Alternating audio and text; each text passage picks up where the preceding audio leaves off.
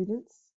This video is looking at section 2.4 in our textbook, which is focused on the symmetry of graphs. Symmetry is a way to determine whether a graph is symmetric or has mirror images about a particular line or point. The lines that we're going to consider are the x-axis or the y-axis, and the point that we're going to consider is the origin. We have two different objectives for this section: to determine how a graph is symmetric, and then to label it as either even or odd. Here are sample graphs that are showing you examples of graphs that are symmetric to the y-axis, the x-axis, and the origin. When we talk about symmetry with respect to the y-axis, if we go a certain distance out from the y-axis, let's say I go out 3 units, either in the positive direction or the negative direction, and then I look at the corresponding y value for each of those x coordinates, they're going to be in exactly the same point. I can see by looking at that graph that I have a mirror image about the y-axis, right? Equal points on either side. For the next graph, same idea, but we're talking about the x-axis instead. In this particular case, if I look at a y value, let's say 5 versus -5, and then look at its corresponding x values, that they're in the same location. The third example is looking at symmetry about the origin. And if I go a certain distance in terms of the x, let's say I go out 3 units and then go up a particular distance versus going left 3 units and going down a particular distance, that those two distances will be the same.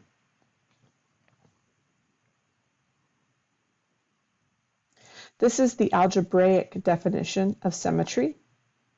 If something is symmetric about the x-axis, replacing y with -y will give us the exact same equation. If something is symmetric with respect to the y-axis, replacing x with -x will give us the exact same equation. And if something is symmetric with respect to the origin, replacing x with -x and y with -y will produce the same equation. We're going to go through a few examples that will show you how this works. Let's first look at, this is a linear equation. I know that because x and y are both raised to the first power. And I wanted to decide whether this has any kind of symmetry with respect to the x, the y axis, or the origin. So what I'm going to do is I'm going to do this systematically, one at a time. If there is symmetry with respect to x, changing y with positive and negative values should end up giving us the same result. So let's start by testing for symmetry. And we use shorthand notation WRT, which means with respect to the x-axis. And I'm going to replace y with -y. The idea here is that if I want something to be symmetric about the y-axis, if I take a point that's positive as far as y is concerned versus negative as far as y is concerned, they will be mirror images of one another. So, looking at the original equation, I'll keep x as it is, but instead of y, I'll plug in -y. I end up with 6x minus 7y equals 0. This equation that I'm ending up with is not the same as the original. So in this particular case, the function does not have symmetry with respect to the x-axis.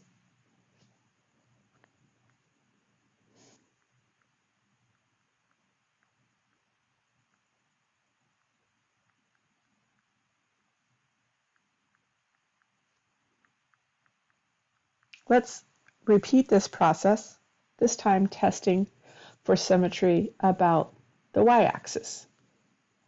In this case, because we're trying to look at how things might be about the y-axis, we're going to replace x with negative x for the same reasoning that we used in the last example, in this first part. So let's test for symmetry with respect to the y-axis. So I will take and replace x with negative x.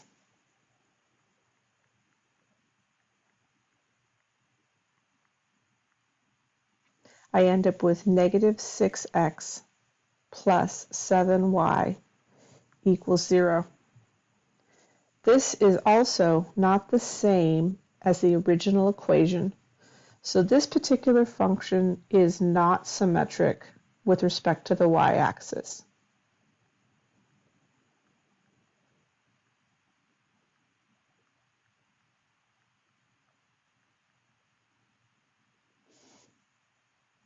Let's look at symmetry with respect to the origin.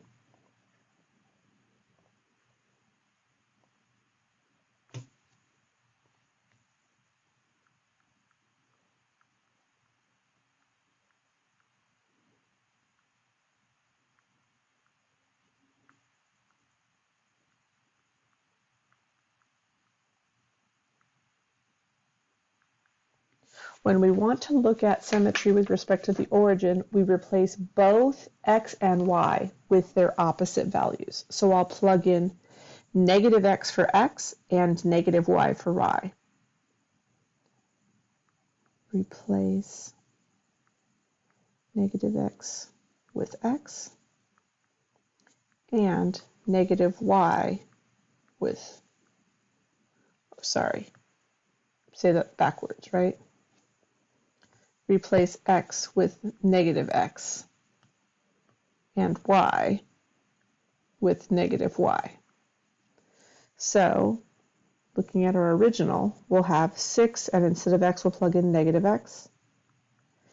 And then instead of y, we'll plug in negative y.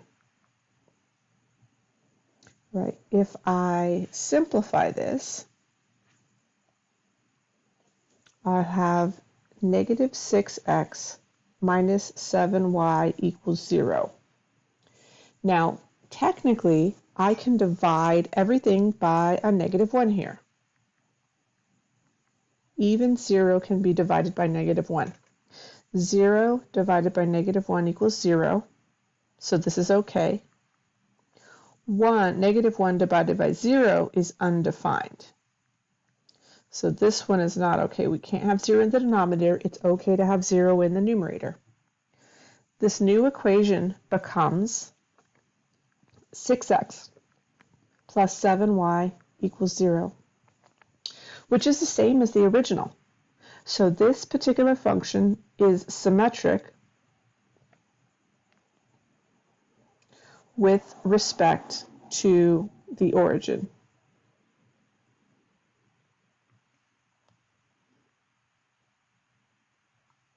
Let's look at a graph of the function.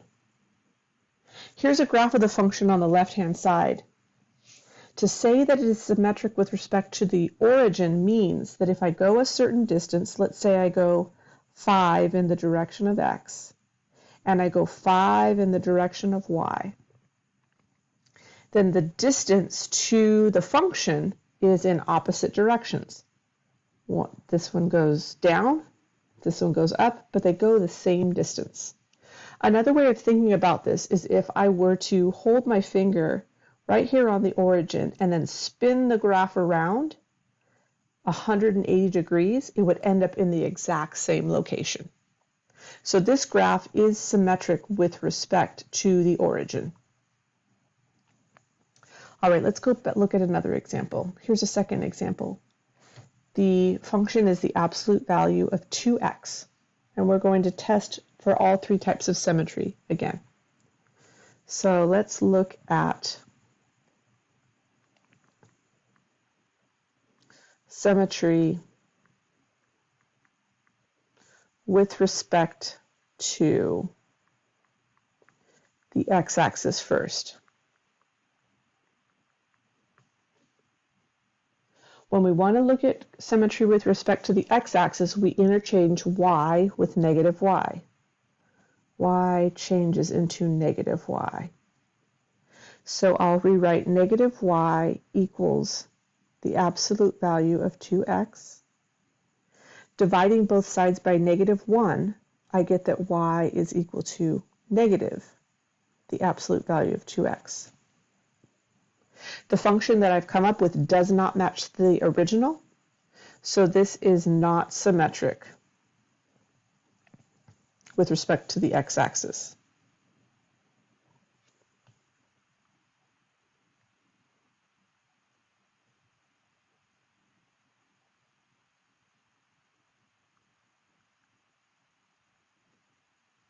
When I want to talk about symmetry with respect to the y-axis, I'm going to interchange x with negative x.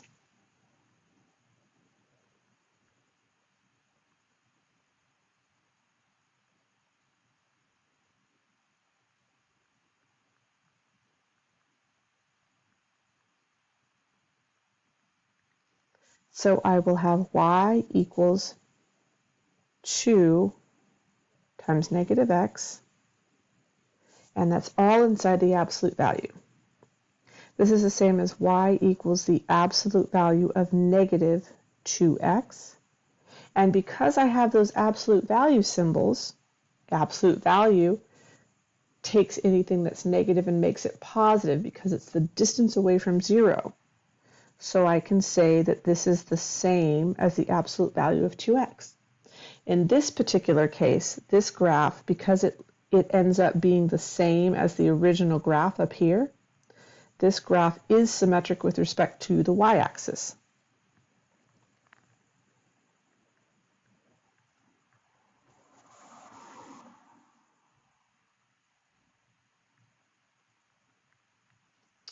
The last part is to check symmetry with respect to the origin.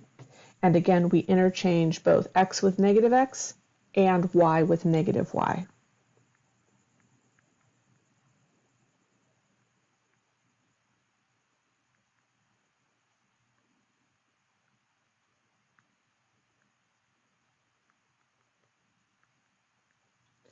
So I'll put negative y equals the absolute value of 2 times negative x. The negative y on the left-hand side stays the same, but similar to the problem we just did before in green, we're going to end up with 2x above, absolute value of 2x. This final answer I'm getting does not match the original that I had, so this is not symmetric with respect to the origin.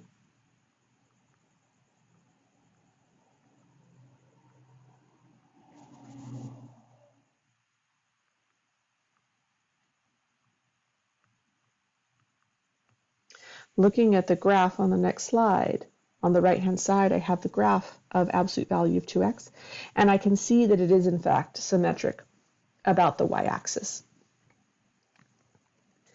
We have a special name for functions that are symmetric about the y-axis, and we call them even. And functions that are symmetric about the origin, we call odd. The formal definition here is that if I plug in negative x in the place of x, I get the same function back. For the second one, if I plug negative x in, I get the opposite of the function. So I'm plugging in negative x, and I'm also getting negative y, because remember that f of x is the same as y. So I plug in negative x, and I get negative y.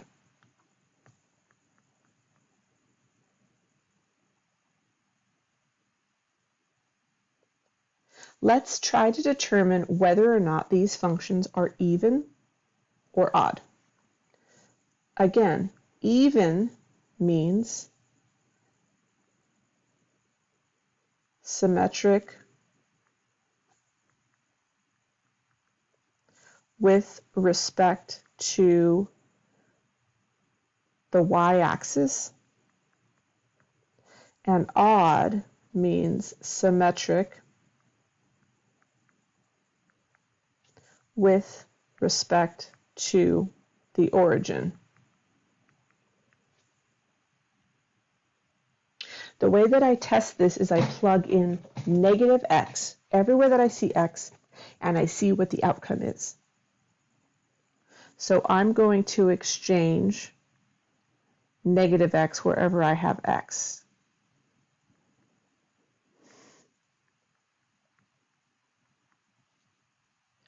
When I have a negative value that is squared, the negative cancels out, and so I'll end up with 5x squared here. When I have a negative number that's raised to the fourth power, similarly, that negative sign is going to cancel out, right? I've got 4 sets of them, and they'll end up being positive. So this will be 2x to the fourth power. So after I simplify this, it looks like I end up back with the original function. So that means that this is an even function.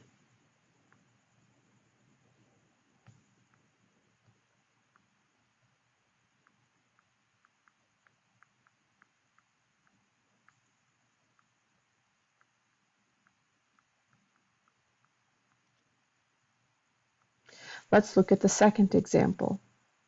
Again, what we're going to do to test for any type of symmetry is that anywhere we see x, we're going to plug in negative x instead.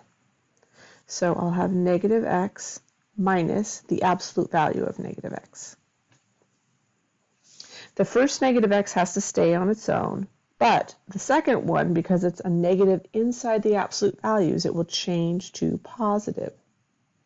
So comparing this and this, if they were the same,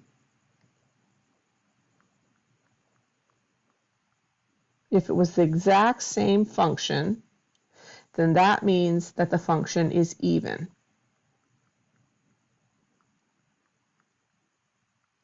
If they were opposites, meaning that the function that I end up with is the negative of the other one. Every single term changes from negative to positive or positive to negative. Then that would mean that the function is odd.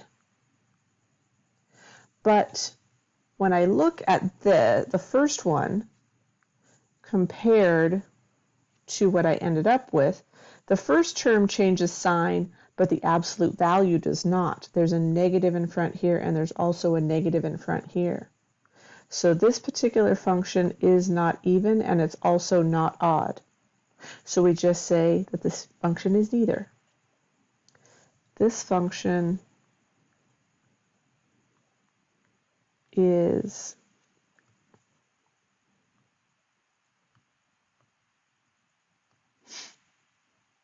neither even nor odd.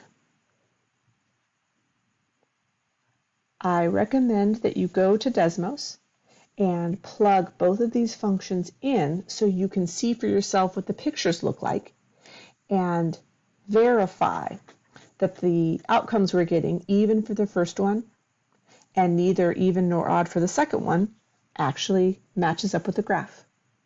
If you have questions, send me an email, and I will see you in class.